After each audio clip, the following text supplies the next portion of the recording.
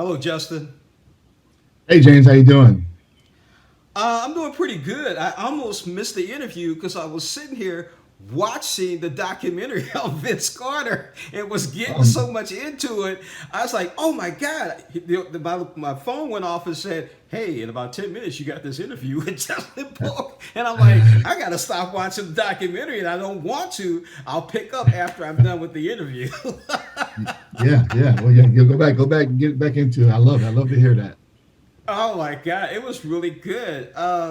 We didn't even do an intro, but that's okay. James Thomas Morning Blend. I'm here today with Justin Polk, who is the director of the documentary Vince Carter Legacy. Good morning, Justin, again.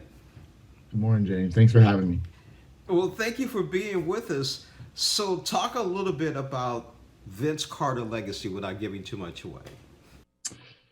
Yeah, Vince Carter Legacy, which everybody can go see for free on Crackle, uh, is a retrospective of Vince's life from childhood all the way through the end of his 22 NBA career. You'll get a little bit of, well, not a little bit, you get a lot of backstory about certain parts of Vince's career and what he was thinking, which not a lot of people got a chance to hear because he was just, you know, so such a likable, even killed guy. I didn't want to spill his beans to the media. Yeah, I caught that in there. He is really human, and he had some highlights in his career. And you're right. I liked when he talked about when he went to his graduation and he asked all of his teammates, but then two of them recanted. He would not name who they were. Yeah, yeah. Still, he doesn't want to give away everything, but he definitely uh, told the backstory for the most part of everybody who was involved. And he just still, he still said, I don't want to go there right now. He just didn't feel like it. That was his thing. Which, like you just said, it humanizes him because there's a lot of things that people want to talk about, but did they get to a certain point like I can't go there? You know what's even more interesting was his roots and his background with his mom and his dad being educators, and the fact that yes, he did go to his graduation and get that degree because that was important to him. Hmm. Yeah. Yes. It's like you said, his family are educators, and it was important for him to get that degree because it shows that he was able to fulfill a promise that he made to his mom, and his mom is a big part of his life.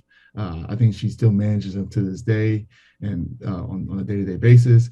And so he wanted to live his truth and to make sure that he did what he said he would do.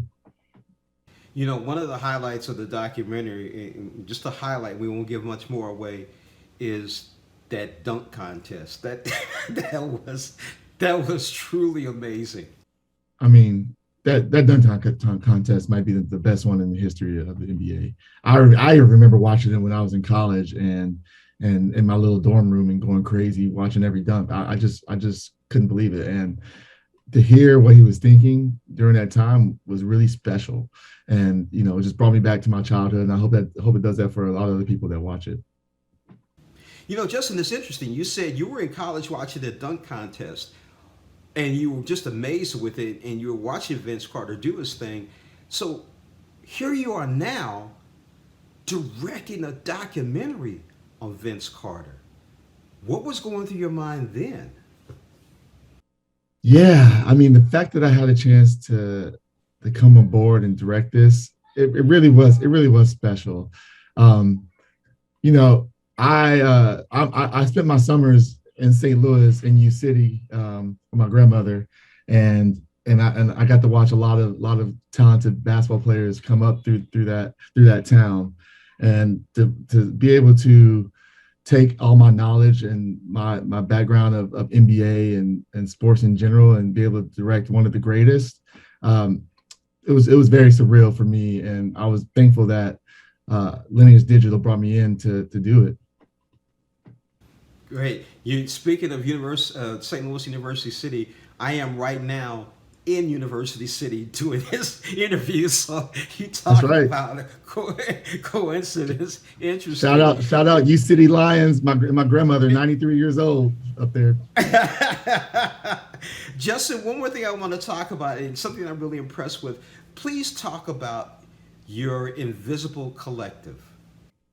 Yeah, yeah. Invisible Collective is a production company, creative studio that I created with a couple of partners. That basically we represent the underrepresented.